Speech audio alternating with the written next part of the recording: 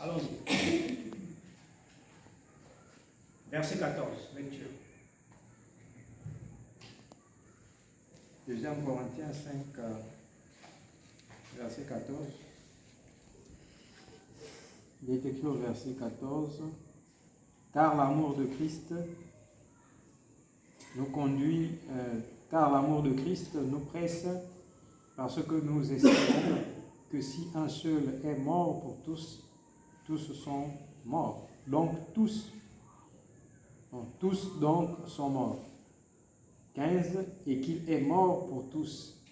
Verset 14, en effet, l'amour du Christ nous domine, nous qui avons la certitude qu'un seul est mort pour tous, et donc que tous ont part à sa mort. Est-ce que ce verset dit quelque chose sur l'homme?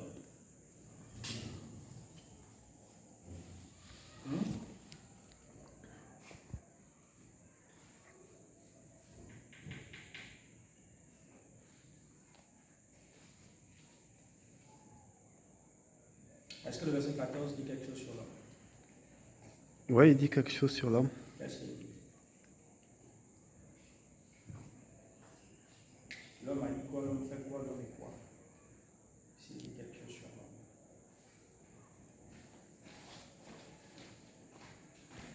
Le passage dit que l'homme est sauvé en Christ.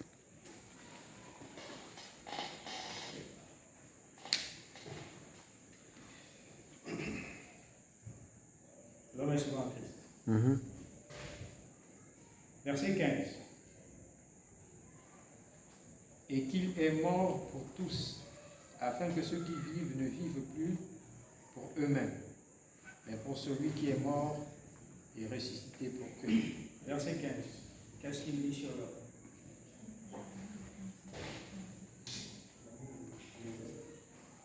Oui? Dans le verset 15 ici, ce qui est dit sur l'homme est que l'homme, Ça veut dire quoi? est simplement dit soit ne marche plus selon la chair, mais selon l'esprit.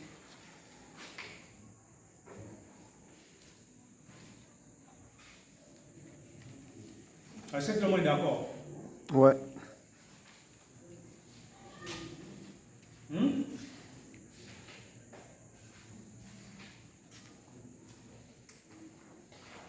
Qui ne comprend pas ce que nous sommes en train de faire?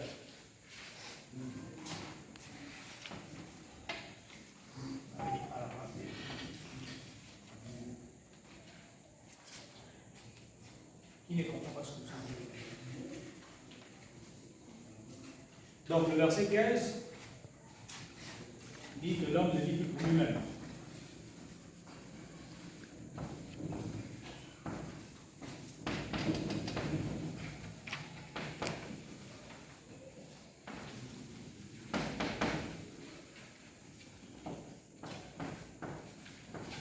Si tu es mort avec Christ, tu ne vis plus pour toi-même. L'homme ne vit plus pour lui-même, il vit pour le Seigneur. Donc tu ne vis plus pour toi-même. Je ne sais pas si on comprend ce que ça veut dire. Tu ne vis plus pour toi-même, mais tu vis pour le Seigneur. Tu ne vis pas pour faire ce qui te plaît, mais tu vis pour faire ce qui plaît au Seigneur. C'est profond ça. N'oubliez pas. C'est que tu es. Parce que notre manière de servir le Seigneur, notre manière de nous engager dans le christianisme, va être déterminée par le fait que nous savons qui nous sommes. Si on ne sait pas qui on est, il sera difficile donc pour nous de servir le Seigneur comme il le faut. Donc on ne vit plus pour nous. Je ne vis plus pour moi-même. Je vis pour le Seigneur. Vous voyez que Paul n'avait pas tort. Si je dis ce n'est plus moi qui vis, c'est Christ qui vit en moi. Verset 16. Ainsi, dès maintenant, nous ne connaissons personne selon la chair. Et si nous avons connu Christ selon la chair, maintenant nous ne le connaissons plus de cette manière. Y a-t-il quelque chose sur l'homme? Verset 17. Si quelqu'un est en Christ, il est une nouvelle créature. Les choses anciennes sont passées, voici toutes choses sont devenues nouvelles. Y a-t-il quelque chose sur l'homme? Y a-t-il quelque chose sur l'homme? Oui, c'est l'homme. Oui. L'homme qui est celui qui est en Christ est la même personne que ce qu'il était En Christ.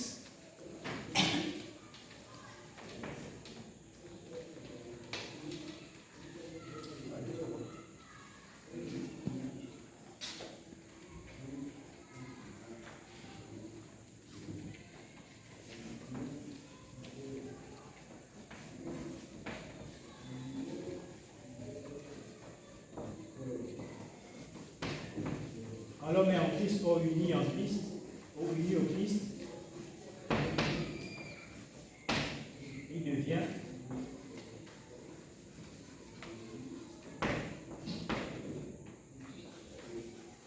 une nouvelle créature.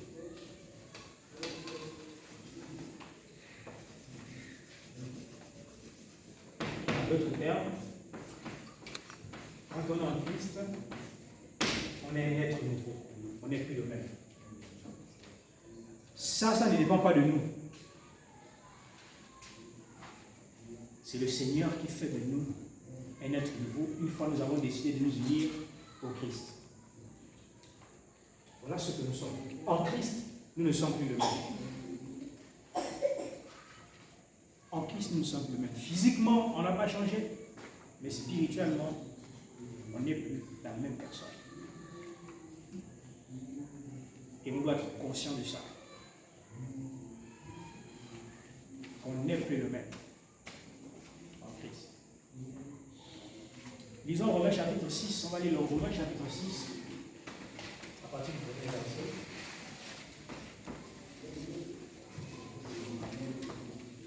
Jusqu'au verset 14. On va aller verset par verset. Romains chapitre 6. On va aller verset par verset. Romains chapitre 6, verset 1. Que dirons-nous donc? Demeurions-nous dans le péché afin que la grâce abonde? Loin de Voilà là. la question que Paul pose aux Corinthiens. Puisque plus haut il a dit que là où le péché a abondé, la grâce a surabondé. Est-ce que parce que la grâce de Dieu a surabondé sur le péché, que cela va donc nous amener à vivre dans le péché? C'est la question donc qu'il leur pose. Que faut-il en conclure? Devons-nous continuer, il dit bien, devons-nous continuer à vivre dans le péché pour que la grâce de Dieu soit plus abondante, comme elle a surabondé là où il y a le péché? Est-ce que nous devons continuer? Ça veut dire qu'on vivait dans le péché. Mais est-ce qu'on doit continuer à vivre? Or, nous avons déjà vu au verset 15 que l'homme ne vit plus pour lui-même. Donc si je vis, je ne dois plus vivre comme je vivais avant. Je ne vis plus pour moi-même. Donc je ne peux plus continuer à vivre l'ancienne vie. Puisque le même chapitre nous dit qu'en Christ, on est un être nouveau. Verset 2. Loin de là. Nous qui sommes morts au péché, comment vivrons-nous encore dans le péché? Oui, après avoir posé la question, est-ce que nous devons continuer de vivre dans le péché pour que la grâce de Dieu abonde? Il dit certainement pas. La réponse est non. Il dit nous sommes morts au péché. Qu'est-ce que ça veut dire? Nous sommes morts au péché. Ça veut dire quoi? Et qu'est-ce que ça veut dire? Nous sommes morts au péché. Vous êtes chrétien. Vous êtes morts au péché. Ça veut dire quoi? Oui. Bien. Si nous sommes morts au péché, ça veut dire que le péché n'a plus de pouvoir sur nous. En d'autres termes, comme ça dit, le péché ne peut plus dominer sur nous. Parce qu'en réalité, on a vaincu le péché par Christ. Christ, il a vaincu le péché. Le péché n'a plus de pouvoir sur nous. Ça veut donc dire qu'à chaque fois que nous nous laissons dominer par le péché, c'est parce que nous voulons. Parce qu'en réalité, par Jésus-Christ, le péché ne peut plus avoir de pouvoir sur nous.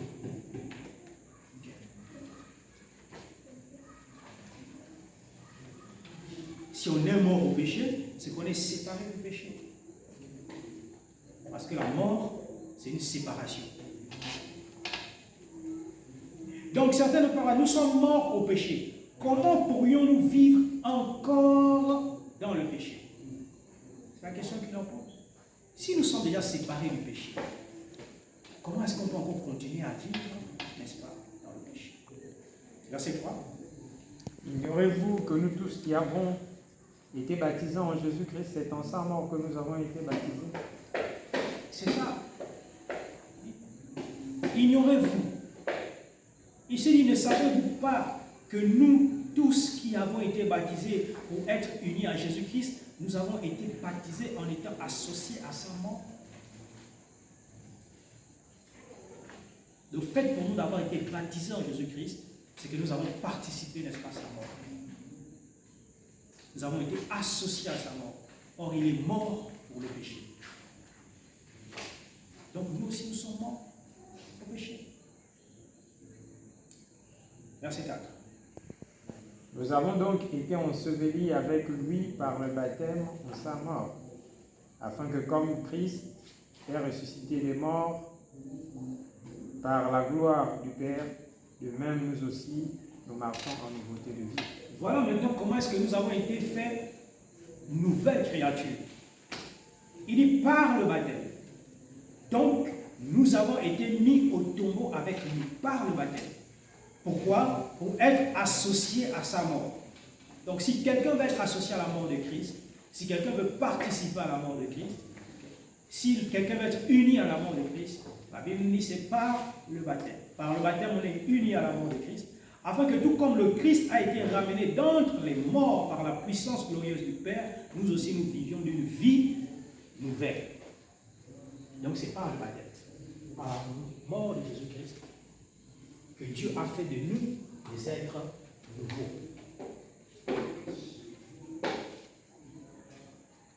Donc on ne doit pas l'ignorer, comme vous pouvez dire. Est-ce que vous l'ignorez? Ignorez-vous. Est-ce que vous ignorez qu'en Christ, vous êtes devenus des êtres nouveaux et que le péché n'a plus de pouvoir sur vous? Nous sommes des êtres.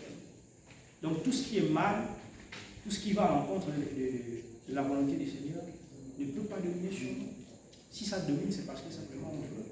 Mais en réalité, par Jésus-Christ, nous avons le pouvoir. Donc vous voyez que nous sommes vraiment des leaders. On a la capacité de changer les choses. On a la capacité de transformer tout ce qu'on touche.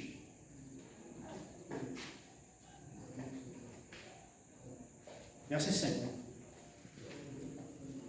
En effet, si nous sommes devenus une même plante avec lui par la conformité à sa mort, nous le serons aussi par la conformité à sa résurrection.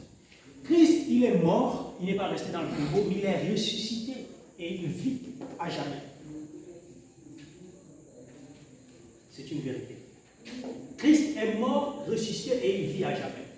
La Bible dit que de la même manière que nous avons participé à sa mort, comme lui il est ressuscité, nous aussi nous avons donc cette espérance de la vie éternelle. Il dit en effet, si nous avons été unis à lui par une mort semblable à la sienne, nous serons également unis à lui par une résurrection semblable à la sienne. Si nous avons été unis par la mort de Christ, nous avons participé à la mort de Christ par le baptême, de la même manière que Christ a été ressuscité, nous aussi nous allons ressusciter. C'est pour cela qu'il a dit, quelle parole Jésus-Christ a dit? En parlant de la résurrection, il a dit quoi?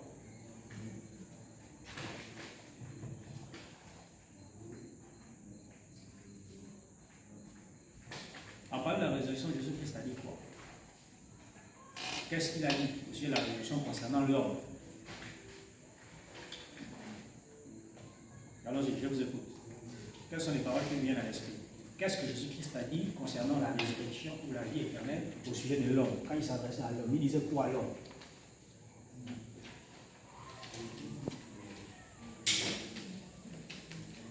Oui. Oui, il dit quoi? Je suis le chemin, la vérité et la vie. D'accord, là c'est lui. Mais concernant l'homme, qu'est-ce qu'il a dit à l'homme? pour faire comprendre à l'homme que l'homme, n'est-ce pas, si j'ai dit, vous allez, oui, vous allez voir.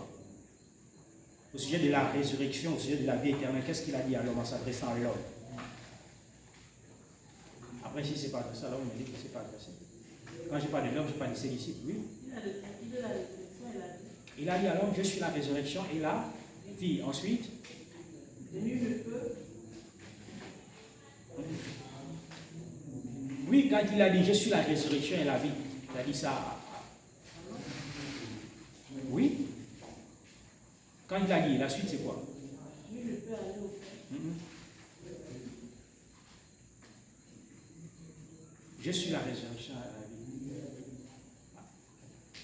Avant de ressusciter Lazare, il a parlé avec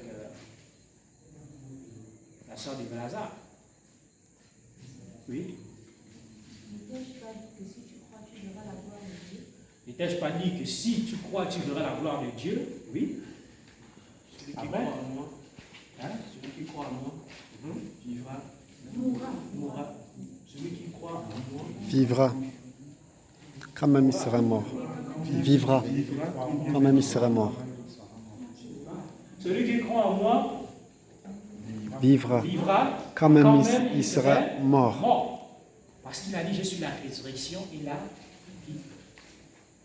Ça veut dire, oui, je crois que à la fin, on va ressusciter. Non, c'est moi, je suis la résurrection et la vie. Celui qui croit en moi vivra quand même, il serait mort. Donc, il vient nous faire comprendre clairement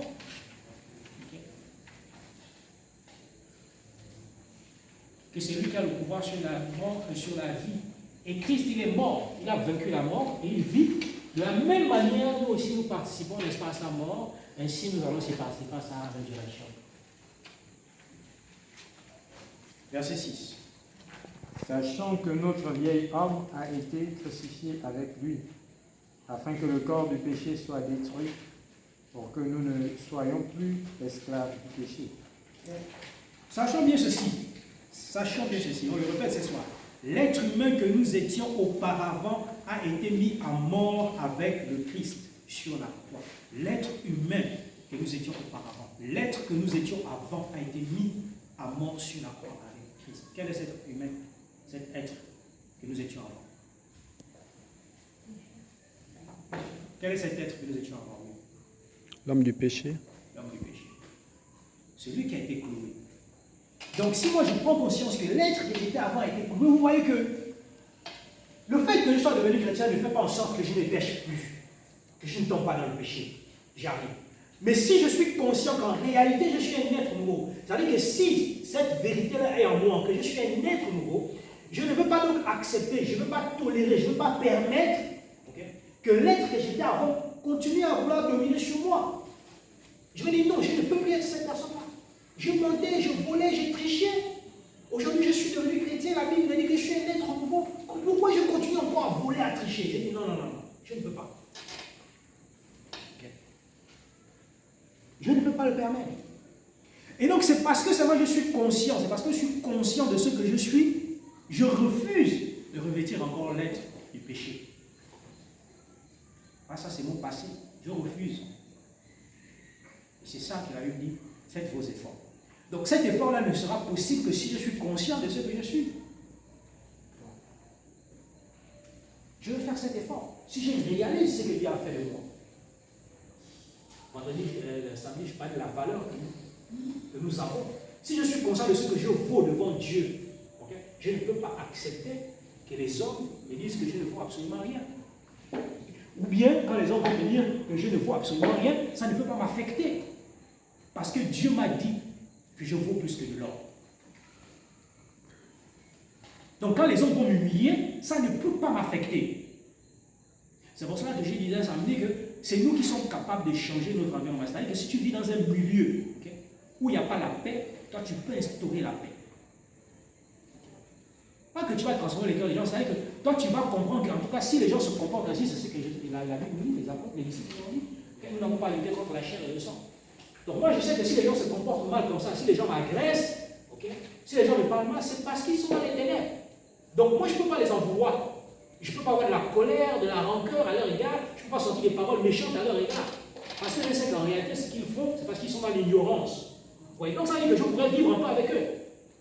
Mais si j'ignore ces choses et je prends en considération tout ce qu'ils me disent, est-ce que je pourrais vivre un peu avec eux? Je ne pourrais pas vivre un peu avec eux. Je ne pourrais même pas les aimer, je ne pourrais même pas les aider quand ils seront dans le besoin. Parce que j'ignore qui je suis. J'ignore ce que Dieu a mis en moi. Alors que je peux changer leur mentalité. C'est ce que Pierre a dit au sujet de la femme qui a un mari qui a un cœur dur. Il dit que rien que par ton comportement, sans parole, par ton comportement, tu peux gagner le cœur de ton mari. Et c'est une vérité, ennemi. Vous n'avez pas idée combien de fois, n'est-ce pas, notre comportement a une puissance. Rien que par ta manière de te comporter, tu peux changer le cœur dur. Il te fait du mal, toi tu fais toujours le bien. Il te sort des paroles méchantes, toi tu dis toujours des paroles de bénédiction. À un moment donné, lui-même, il va s'asseoir et se dire, qu'est-ce que je fais? Mais si tu réponds le mal par le mal, l'injure par l'injure, ok, la gifle par la gifle, dis-moi un peu qu'est-ce qui va se passer. Rien ne va se produire de positif. Au contraire, la guerre va continuer. C'est comme ça que Jésus-Christ nous l'appelle. Les gens se comportent mal à notre égard, nous en retour, on doit se comporter bien. C'est comme ça qu'on va transformer leur vie. Donc si moi je sais toutes ces choses, vous voyez que peu importe là où je vais me retrouver, peu importe les gens qui seront en face de moi, je n'aurai pas de problème de cohabiter avec eux. Mais si tu prends tout à cœur, hein, on dit maintenant à cœur, tu mets les organes dans tout, okay, tu mets les organes, tu auras du mal à vivre avec des gens qui ont un mauvais comportement. Okay, tu auras du mal.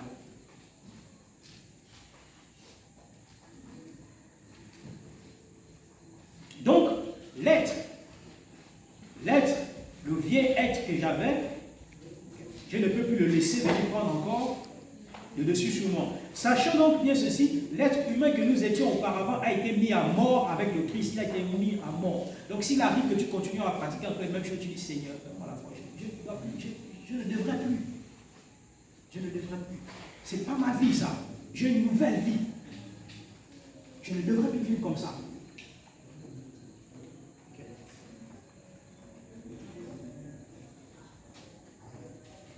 Donc il a été mis à mort avec le Christ sur la croix afin que notre nature pécheresse soit détruite et que notre nature pécheresse soit détruite et que nous ne soyons plus les esclaves du péché. Un chrétien qui est encore esclave du péché, qui a servi encore par le péché, c'est dommage. Il a ignoré tout ce que Dieu a fait pour lui. Verset 7. Car celui qui est mort est libre du péché. Celui qui est mort n'est plus esclave du péché. Si nous sommes morts avec Christ, le péché ne peut plus dominer sur nous. Nous avons le pouvoir sur nous. Verset 8. Or, si nous sommes morts avec Christ, nous croyons que nous vivrons aussi avec lui. Si nous sommes morts avec le Christ, nous sommes convaincus que nous vivrons aussi avec lui. Nous sommes convaincus. Un chrétien qui n'est pas convaincu, c'est normal, sa vie aura un autre visage. Verset 9. Sachant que Christ ressuscité des morts ne meurt plus, la mort n'a plus de pouvoir sur lui. Nous savons en effet que le Christ, depuis qu'il a été ramené d'entre les morts, ne doit plus mourir. La mort n'a plus de pouvoir sur lui. Verset 10. Car il est mort, et c'est pour le péché qu'il est mort une fois pour toutes. Il est revenu à la vie, et c'est pour Dieu qu'il vit. En mourant, il est mort par rapport au péché, une fois pour toutes. Mais maintenant qu'il est vivant, il vit pour Dieu. Comme nous sommes morts au péché et nous ne vivons plus pour nous-mêmes, nous vivons pour Dieu. C'est pour Dieu que nous vivons. Voilà pourquoi toute notre vie, tout ce que nous faisons dans notre vie, ça doit être pour la gloire de Dieu, parce que nous ne vivons plus pour nous, mais nous vivons pour Dieu. Donc vous voyez que le chrétien qui comprend ça, il réalise réellement que sur cette terre-là, il n'est que le passage. Il n'est pas citoyen de ce monde. Il n'est que le passage. Et s'il est des passages, donc il ne va pas perdre son temps à courir après les choses de ce monde. Il ne va pas perdre son temps, n'est-ce pas, à chercher, à s'amasser les choses de ce monde. Parce qu'il sait qu'il est des passages. Il n'est pas de ce monde. Il n'appartient pas à ce monde. Il est là pour un temps. Et comme il est là pour un temps, que Dieu lui a investi d'une mission, sa préoccupation, ça doit être de remplir sa mission. Quand il se lève le matin, c'est de se dire, ok, Je me suis levé, Dieu m'a fait grâce, le frère nous avait parlé là-dessus. Quand tu te lèves le matin, tu vois le jour, quand tu dis merci Seigneur pour cet amour renouvelé, c'est pourquoi. Si Dieu t'a donné le souffle de vie, c'est pourquoi. C'est pour vivre selon la chair ou c'est pour vivre selon l'esprit? Donc, pour celui qui est convaincu de toutes ces choses, quand il a la grâce de Dieu de voir encore la lumière du jour, eh bien il dit c'est une opportunité pour moi d'accomplir encore l'œuvre de Dieu, d'accomplir ma mission, de faire ce que je n'ai pas pu faire hier. Mais si toute ta vie est centrée sur les projets terrestres, toute ta vie est centrée sur les projets terrestres, c'est que tu as oublié qui tu es. Tu ne sais pas en réalité qui tu es. Toute ta vie, toute ton énergie, tout ton temps, tous tes moyens sont concentrés, okay, sur les projets terrestres. C'est que tu as oublié qui tu es.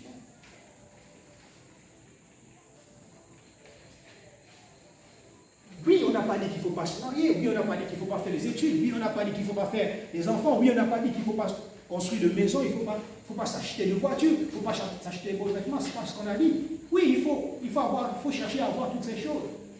Mais est-ce que c'est ça qui doit être, n'est-ce pas, le but de notre vie? Ça ne doit pas être le but de notre vie. Parce que la réalité, c'est qu'on peut les avoir comme ne pas les avoir. Mais ce n'est pas avoir et ne pas avoir qui va déterminer la fin. Ce qui va déterminer la fin, c'est si on a rempli la mission pour laquelle le Seigneur nous a appelés. Donc, puisque c'est ça qui va déterminer là où on va aller, alors on doit se préoccuper chaque jour de savoir, est-ce que j'ai rempli ma mission? Qui peut me rappeler quelqu'un qui a parlé de ça? Au sujet de la mission. Quelqu'un qui a parlé de ça dans les Écritures. Oui, pas Paul. Tu me poses la question, tu me poses Paul, qu'est-ce que Paul a dit? Et vous allez voir que tout ce que je suis en train de dire, ce n'est pas faux, c'est la vérité. Qu'est-ce que Paul a dit? Oui. Moi, je pense que ça m'a dit, j'ai combattu le bon combat, j'ai achevé la course, et maintenant la couronne de vie m'est réservée. Bon, si ce n'est pas ça, ce sera quoi l'autre? Si ce n'est pas ça, ce sera quoi l'autre?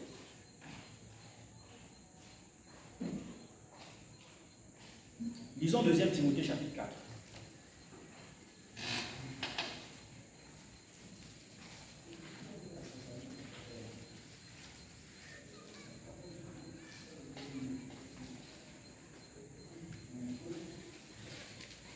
À partir du verset 6.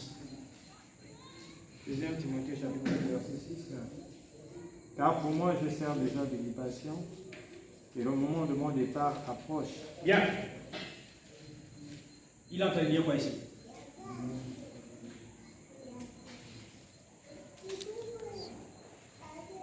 Car pour moi, je sers déjà de libation. Ça veut dire quoi?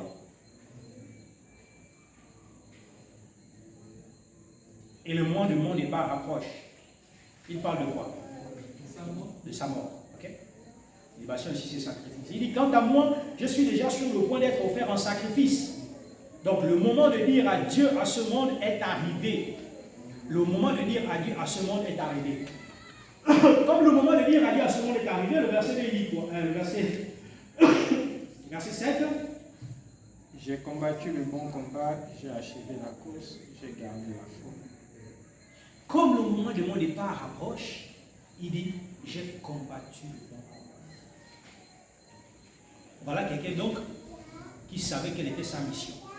Et il pouvait donc dire que sa mission, il l'a remplie. Et donc, il est prêt à partir.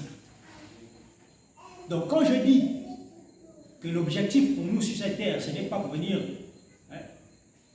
nous préoccuper de qui sera mon mari, qui sera ma femme, combien des enfants j'aurai, le travail, la maison, la voiture, c'est pas ça. Je ne mens pas. Voilà quelqu'un qui n'avait ni enfant ni femme, qui a passé toute sa vie à aller de gauche à droite à cause de la parole. Mais il dit, j'ai combattu le bon combat. Ça me rappelle la discussion, les paroles de Jésus-Christ avec Marthe. Marthe, tu t'agites et tu t'inquiètes pour beaucoup de choses. Tu t'agites et tu t'inquiètes pour beaucoup de choses. Et la suite, c'est quoi? La suite, c'est quoi? Oui. Avant ça. Quand il dit tu t'inquiètes et tu t'agites pour beaucoup de choses, la suite c'est quoi? Après qu'il ait dit que Marie a choisi la meilleure part. Qu'est-ce qu'il a dit? Une chose est importante Une seule chose est importante. ou essentielle. Une seule chose est essentielle. Une seule chose, la plus importante, ok, dans ce monde. Il dit, Marie, elle a choisi la meilleure part. C'était pas mauvais pour Marthe de préférer le repas pour que le Seigneur mange bien avec les disciples qui l'accompagnaient. C'était pas mauvais. Mais perdre son temps à préparer un repas et manquer d'écouter la parole du Seigneur, c'est avoir choisi la mauvaise part. Combien parmi nous passent le temps dans les festivités, dans l'organisation de ceci, l'organisation de cela, passent le temps dans les choses de ce monde en négligeant la parole du Seigneur. On se dit venir un mardi comme ça, apprendre, écouter la parole du Seigneur, c'est pas plus important. Non, on avait un rendez-vous de famille là, oh, j'avais un oncle qui avait besoin de moi. On a choisi notre part. Mais le Seigneur a dit, une seule chose est plus importante. Et Marie a choisi la meilleure part. Parce que même Marthe est allée se plaindre chez le Seigneur Jésus-Christ. Est-ce que ça ne te fait pas de la peine que je sois seul là dans la cuisine à travailler alors que Marie elle est là assise à tes pieds? C'est là où il a fait son reproche. Le Seigneur ne sera pas toujours avec nous. Il est là pour un temps. Alors je profite au maximum à l'écouter. Mais toi tu fais quoi? Non, il faut aller préparer les sandwichs. C'était pas mauvais. Est-ce que c'était mauvais? Non. Mais le problème c'est qu'il faut savoir faire le bon choix. Et on a parlé de ça ici la dernière fois. Ça veut dire qu'on a parlé des yeux malades et des yeux en bonne santé. Et on a dit que les yeux malades et les yeux en bonne santé, il est question ici, n'est-ce pas, de faire le bon choix. Elle qui avait les yeux en bonne santé, elle a vu que la meilleure part, c'est d'être assis au pied du Seigneur et écouter ce qu'il a à nous dire.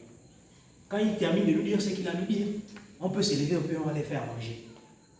Mais faire à manger et manquer d'écouter le Seigneur, ça, c'est la mauvaise part. C'est le mauvais choix. Donc, Paul a dit, j'ai combattu le bon combat. On revient dans le deuxième Timothée. Il dit, j'ai combattu le bon combat. La question qu'il faut se poser, est-ce que toi, depuis que tu as appelé le Seigneur, tu es en train de combattre le bon combat? Est-ce que c'est le bon combat que tu es en train de combattre? Les peines, les douleurs, les sacrifices que tu es en train de faire, est-ce que c'est pour le bon combat ou bien c'est pour les choses de ce monde? Paul a dit, j'ai combattu le bon combat. Ça veut dire que nous avons un combat à mener. Mais il faudrait que ça soit le bon combat. Okay? J'ai combattu le bon combat. Je suis allé jusqu'au bout de la course. Il dit, je suis allé jusqu'au bout de la course. S'il est allé jusqu'au bout de la course, ça veut dire qu'il a rempli sa mission. Il a rempli sa mission. Donc, bien aimé, nous sommes investis d'une mission. Quelle est ta mission? Es-tu en train de la remplir ou bien tu l'as mis au placard? Tu as une mission. Et vous voyez donc que quelqu'un qui a investi d'une mission, il sait qu'il a une mission, il ne peut pas se laisser distraire. Il ne peut pas se laisser distraire. Oui, j'ai besoin de manger. Oui, j'ai besoin de me vêtir. Oui, le besoin de se marier est là. Le besoin de faire des enfants est là. Le besoin de travailler est là. Oui, mais j'ai une mission. J'ai une mission. Et mon objectif, c'est de remplir cette mission. Malgré tous les besoins que je peux avoir autour de moi. Ou dans mon cœur. Malgré tous les projets que je peux avoir. Mon objectif, c'est de remplir ma mission. Donc, pendant que je suis en train de me battre pour les choses qu'on a citées qui ne sont pas mauvaises, ok, les désirs de la chair, pendant que je suis en train de me battre avec ça, ma mission, je l'ai toujours dans la pensée. Donc, même quand je suis en train de chercher mon travail, je dis ici la dernière fois, je l'ai toujours dit, je l'ai rappelé samedi, je veux dire que dans tout ce qu'on fait, okay, ça doit être pour la gloire de Dieu. Et les frères nous rappelaient encore ici, quand tu cherches le travail, tellement tu as peiné dans le chômage, une fois on te propose un boulot, tu ne cherches même plus à réfléchir, est-ce que ce boulot-là peut être compatible avec, n'est-ce pas, ta vie chrétienne? En l'occurrence, avec tes programmes de l'église. Tu oublies, tu ne penses même pas à ça parce que tu as trop duré dans le chômage, tu as trop souffert avec le chômage et tu as tellement de projets à vouloir réaliser. Première proposition de travail, tu lances, tu signes au contrat, tu pars, mais tu te rends compte que, eh bien mon frère, tu travailles de lundi à lundi, sans repos. Après, c'est pour venir nous faire souffrir. Vous savez comment tu vas nous faire souffrir? Comment cette personne peut nous faire souffrir? Oui. On posait la même question. Non seulement poser la même question, oui, comment? Il va poser la même question s'il est là, mais il n'est même pas là. Oui.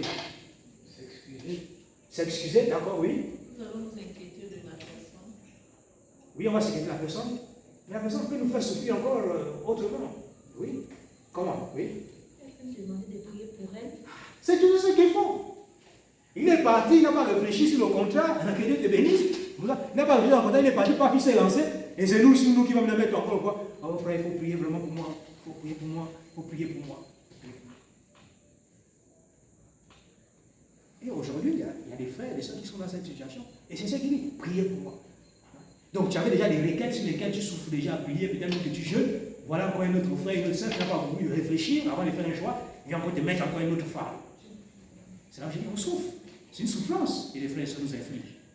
Est-ce qu'on va devoir encore prier pour eux? Alors qu'eux-mêmes, ils étaient capables de le faire bien avant d'accepter. C'est dans la culture. Donc, bien aimés, ayons des yeux en bonne santé. Nous avons donc une mission. Il dit, j'ai achevé donc la course, j'ai gardé la foi. Il dit, j'ai gardé la foi. Dans ce combat qu'il a mené, dans cette course, il a gardé la foi. Donc il pouvait mourir dans la paix. C'est pour ça qu'il pouvait dire que pour moi, la mort pour moi, c'est un gain, c'est un avantage pour moi, la mort. Mais mourir sans Christ, c'est pas un gain. Mais il a gardé la foi. Donc nous devons garder la foi. Dis donc, j'ai gardé la foi. Il dit, et maintenant, le prix de la victoire m'attend. Maintenant, le prix de la victoire m'attend. C'est la couronne du salut que le Seigneur, le juste juge, me donnera au jour du jugement. Et pas seulement à moi, mais à tous ceux qui attendent avec amour le moment où il apparaîtra. Il dit maintenant, la couronne de victoire m'est réservée. Donc, bien évidemment, on a une grande récompense. Oui, nous sommes sauvés, on a le salut, mais le problème, c'est que le salut que Dieu nous offre là maintenant, le problème, c'est qu'on est encore sur la terre. On est encore en train de combattre. Donc, on peut le perdre. Mission pour nous, c'est de garder la foi. Et on ne garde pas la foi, c'est pas il y a des épreuves. Donc, pour rentrer pleinement en possession de cette couronne de salut, il faut combattre le bon combat. Il faut aller jusqu'au bout en gardant la foi. Mais ça, c'est en sachant qui on est et ce qu'on est venu faire sur cette terre. Donc, ne vous laissez pas distraire. Nous revenons dans le 2e Corinthiens.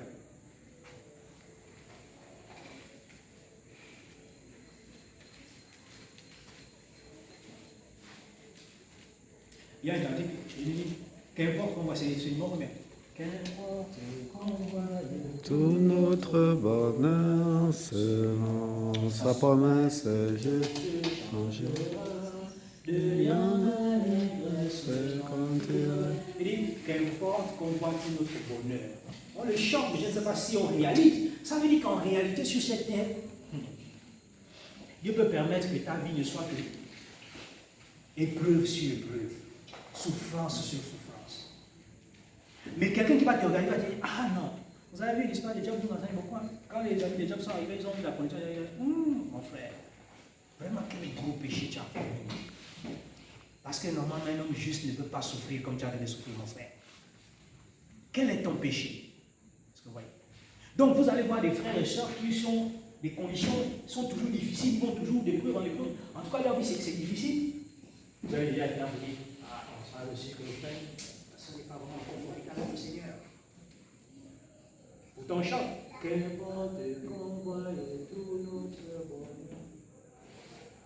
Mais quand il y a des hommes qui ne sont pas dans le bonheur, on se dit, mon frère, il faut vraiment bien voir ta vie, il y a quelque chose qui va pas. Comme si, quand on est en Christ, ça veut dire que vraiment tout doit être beau. Non, c'est pas vrai, bien aimé. C'est pas vrai. Tout le monde n'est pas appelé à se marier, tout le monde n'est pas appelé à faire des enfants, tout le monde n'est pas appelé à faire. Il y en a qui le Seigneur peut les appeler et eux, ils vont souffrir pour le Seigneur. Le Seigneur ne va même pas leur permettre d'avoir une maison. Mais ils vont passer leur temps qu'à travailler pour lui, à œuvrer pour lui. Mais ça ne signifie pas que ces frères-là ou ces sœurs-là ne sont pas sont dans le péché quelque part. Il y a quelque chose, ils ne sont pas attachés quelque part au péché. Non. Et nous avons des exemples dans la Bible. Donc ne pensons pas que Dieu nous a appelés ici pour vivre autrement.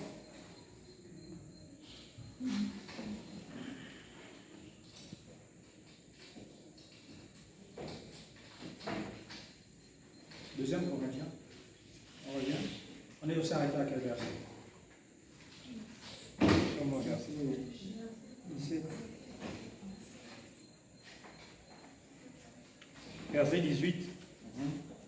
Et tout cela vient de Dieu qui nous a réconciliés avec lui par Christ et qui nous a donné le ministère de la réconciliation.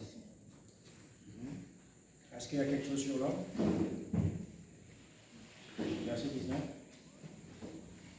Car Dieu était en Christ réconciliant le monde avec lui-même, en n'imputant point aux hommes leurs offenses, et il a mis en nous la parole de la réconciliation. Y a-t-il quelque chose sur l'homme?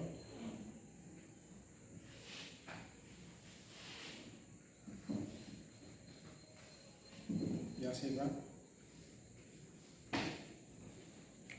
Nous faisons donc les fonctions d'ambassadeurs pour Christ, comme si Dieu exhortait par nous. Nous vous en supplions, au nom de Christ, soyez réconciliés avec Dieu. Il y a quelque chose sur l'homme? Oui. Le message ici nous dit que nous sommes représentants de Christ. Donc l'homme est un ambassadeur. Que dit le passage sur l'homme? L'homme est un ambassadeur. L'homme est un représentant de qui? Je ne sais pas si cette parole-là vous parle.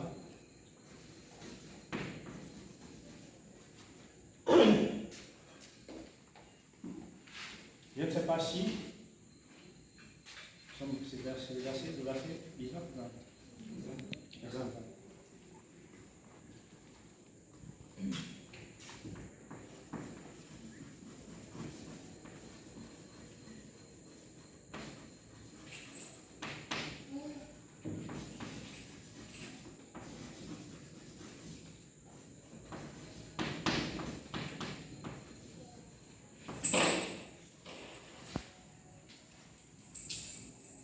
Tu es un représentant de Christ. C'est une lourde responsabilité. C'est une lourde responsabilité. On dit que c'est ce que tu es. Tant que tu es devenu chrétien, tu es un représentant de Christ. Tu es un ambassadeur de Christ. Et l'ambassadeur là-bas, il représente le pays.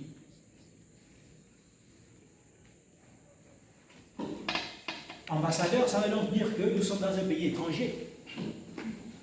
Et c'est le monde dans lequel nous sommes. Nous n'appartenons pas donc à ce monde. Cela prouve encore cette vérité-là, que nous sommes réellement donc des ambassadeurs pour Christ. Parce qu'un ambassadeur, il n'est pas, n'est-ce pas, natif du pays là où il est. Il est étranger, il représente son pays. Nous sommes des ambassadeurs pour Christ dans ce monde.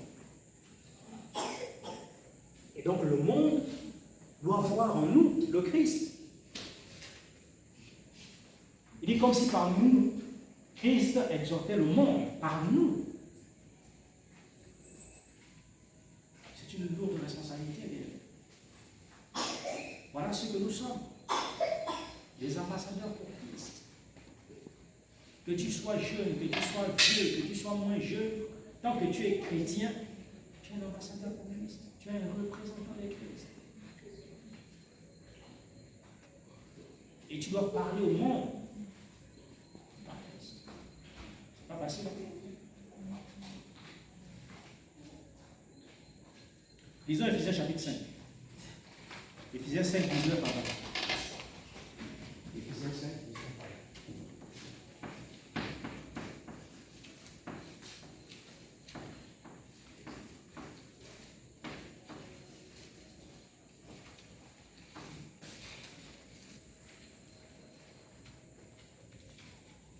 Éphésiens 5, 19, pardon.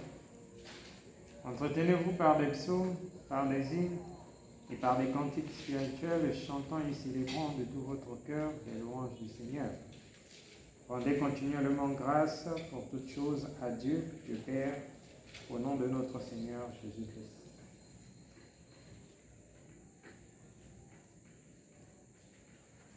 rendons continuellement grâce à Dieu, notre Père, au nom de notre Seigneur Jésus-Christ. Est-ce qu'il y a des questions?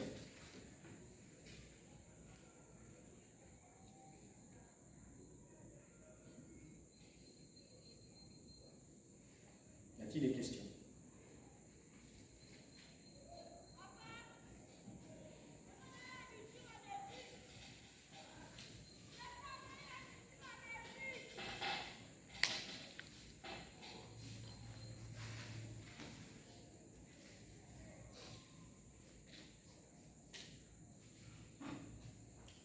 J'ai dit Éphésiens, pardon.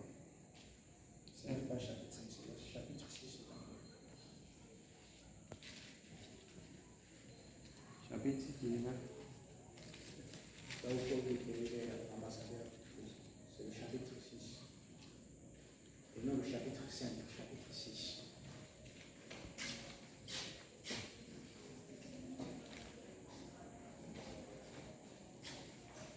Les 1000 versets là-bas.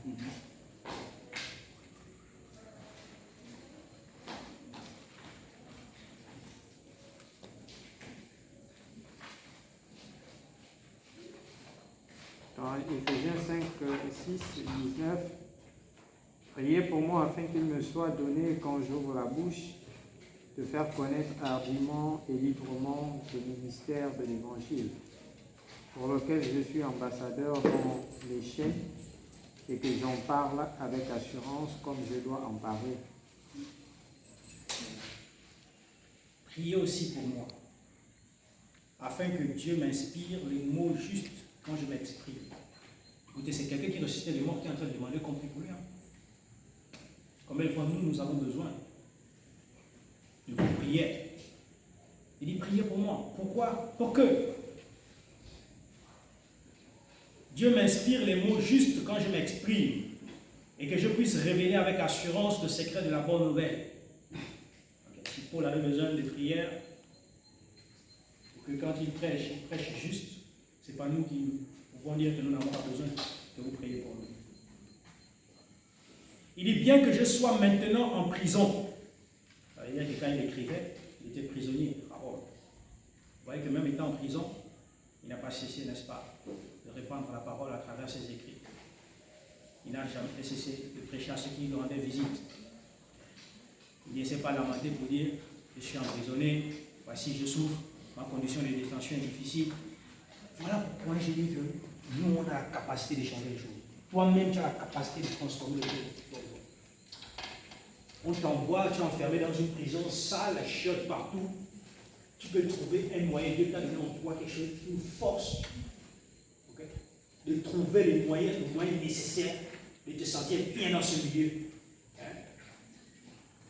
Sale.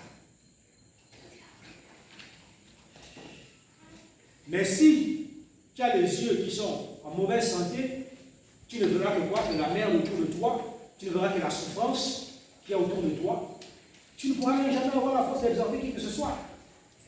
Parce que déjà ta condition, tu la trouves difficile. Paul, Silas en prison, ils chantent les louanges du Seigneur. Mais quand on chante, est-ce qu'on chante quand on existe? Est-ce qu'on existe quand on chante? Difficile, c'est très difficile. Très difficile. Ah, c'est quand on chante, c'est quand on est à la joie. Quelqu'un parmi vous est-il malade? Il chante. C'est ça? Non. Ok. Tu es malade, tu ne chantes pas. Tu pries. Mais qui chante? Quelqu'un parmi vous est-il dans la joie? Qu'il chante. Donc, eux, ils sont en prison, mais ils ont trouvé une occasion, une raison d'être dans la joie. Ils ont chanté les cantiques. Aujourd'hui, tout le monde va te mettre en prison. Hey, je suis condamné pour 15 ans. Seigneur, ma vie est cachée. Je ne suis même pas marié, je n'ai même pas construit une maison pour ma mère. Oh. Tu commences à te lamenter, tu commences à lamenter. Toi, tu vas trouver même quelle force pour prier. Tu vas même trouver quelle force, hein, si les gens, pour exhorter les autres prisonniers, prêcher l'évangile aux autres prisonniers qui sont avec toi. Tu ne peux pas, puisque tu es évidemment déjà sur ta condition. Tu ne trouves pas donc un moyen, n'est-ce pas, de rendre gloire ou grâce à Dieu dans ta situation. On y rend grâce à Dieu en toutes choses. Toi, tu ne trouves pas un moyen. Parce que tu te plains déjà de ton état. Non, alors que Dieu nous a donné la capacité. Je ne sais pas quel est le mot qu'il faut, mais je ne trouve pas le mot juste pour dire ça.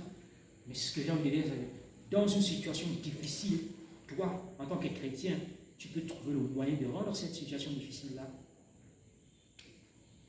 agréable. C'est comme si tu te retrouves au désert, il n'y a rien, les gens sont en train de se dire, la soif, non, il y a de l'eau.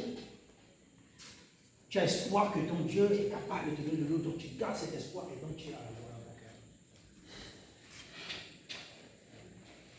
Paul en prison, il prêche. Il continue à demander pour qu'il ait la force de continuer à prêcher aux autres prisonniers et à ceux qui leur rendent visite. Et c'est ce qu'il a fait. C'est ce qu'il a fait. Nous, on n'est pas en prison, on est libre de tout mouvement, on n'est même pas dans un pays islamique où on est interdit de prêcher, de parler de Jésus. Mais on ne trouve pas une occasion de parler de vous. Vous pensez que c'est quand ça va devenir difficile qu'on va trouver une occasion. Là, on a la liberté, on n'arrive pas à avoir l'occasion. C'est quand ça va être difficile. Tu as la santé, tu n'arrives pas à trouver. C'est quand tu vas être malade. Non, quand tu vas être malade, tu vas mettre le fardeau sur nous. Quand on va voir ta condition, sera encore même plus attestée. Et quand tu as bonne santé, tu ne fais rien pour le Seigneur. Okay? Tu ne fais rien.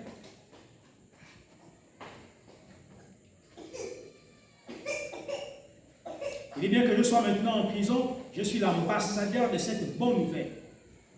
Je suis en prison, mais je suis l'ambassadeur de cette bonne nouvelle. Nous sommes les ambassadeurs de Christ. Priez donc pour que j'en parle avec assurance comme je le dois.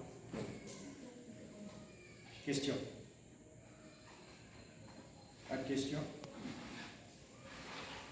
Verset 21. 2 Corinthiens.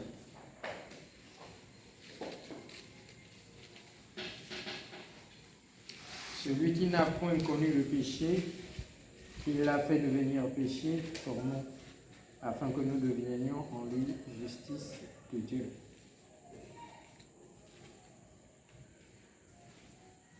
Il y a quelque chose sur l'homme?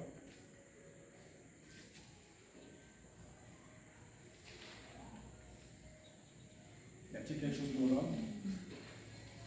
Que dit ce passage, ce verset sur l'homme?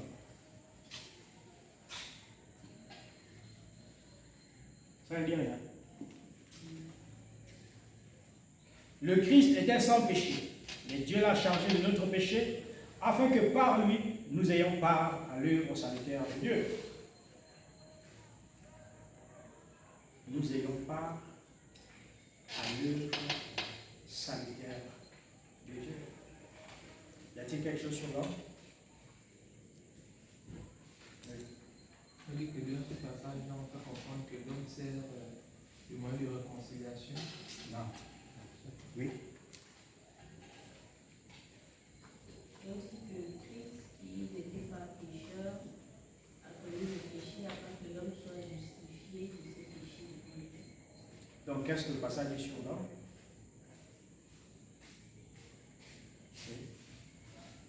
L'homme cohérentier. L'homme est chrétien, l'homme donc il ne prend pas à l'œuvre. Ça veut dire quoi?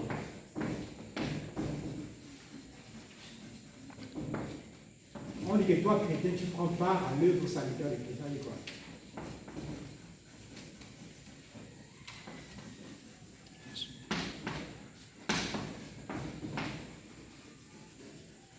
Quelle est l'œuvre salutaire?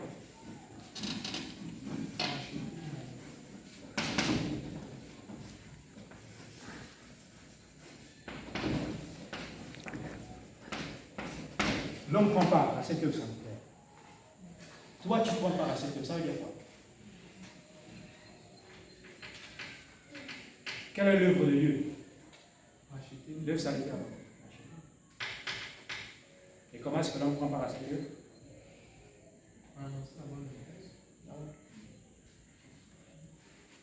Voilà notre mission. Voilà notre mission sur cette terre. Voilà ce qui doit être l'objet de nos pensées, l'objet de nos préoccupations. Est-ce que nous accomplissons la mission que Dieu nous a confiée? Est-ce que chaque jour de ma vie, donc tout ce que je fais dans ma vie, c'est pour contribuer à l'œuvre salutaire de Christ? Est-ce que c'est pour contribuer à la mission la mission à laquelle le Seigneur m'a appelé. Est-ce que ce que je fais, ça contribue, n'est-ce pas, au bon combat de la foi? Ou bien c'est le combat de la chair? Voilà comment on vit. Donc vous voyez qu'il n'y a vraiment pas du temps à perdre sur autre chose. Il n'y a pas du temps. Et c'est ça qui rend le christianisme difficile. Parce qu'en même temps, on dit tu mangeras la sueur de ton front. Donc ça veut dire qu'il faut chercher à manger. En même temps, on a dit l'homme ne doit pas être seul, il faut donc chercher la femme. Mais en même temps, on te dit qu'il y a le bon combat qu'il faut mener.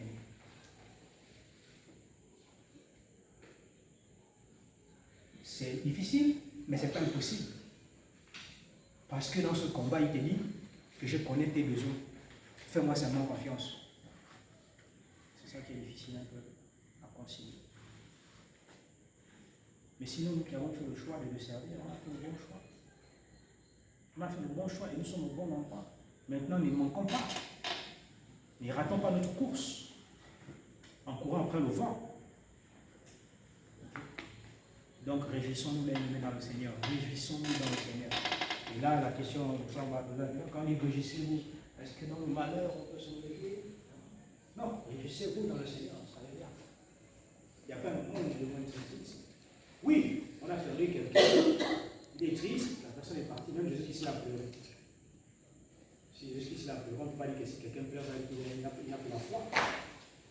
C'est pas ce que ça veut dire. Oui, on va être triste, mais ça ne va pas enlever la joie que nous avons dans le cœur. Ça ne va pas enlever la paix que nous avons. Parce que même dans le décès, même dans la mort, on peut toujours un sujet de rendre gloire à Dieu. Ou bien, il y a toujours un moyen. Il y a toujours. Si tu as les yeux en bonne santé, tu verras que le décès qui a frappé dans ta famille, okay, oui, la personne est partie, mais quelque part, il y a un sujet de rendre gloire à Dieu. Quelque part.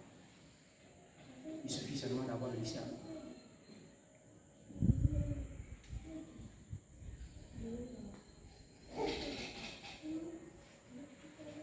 Question.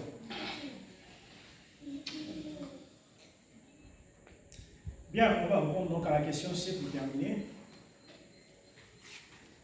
Est-ce qu'on a encore le temps? Bon,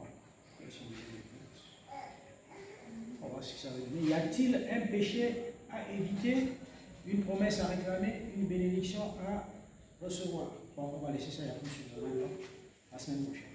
C'est peut-être. On va donc reprendre la question C et la question D, et peut-être la question E si le temps nous le permet.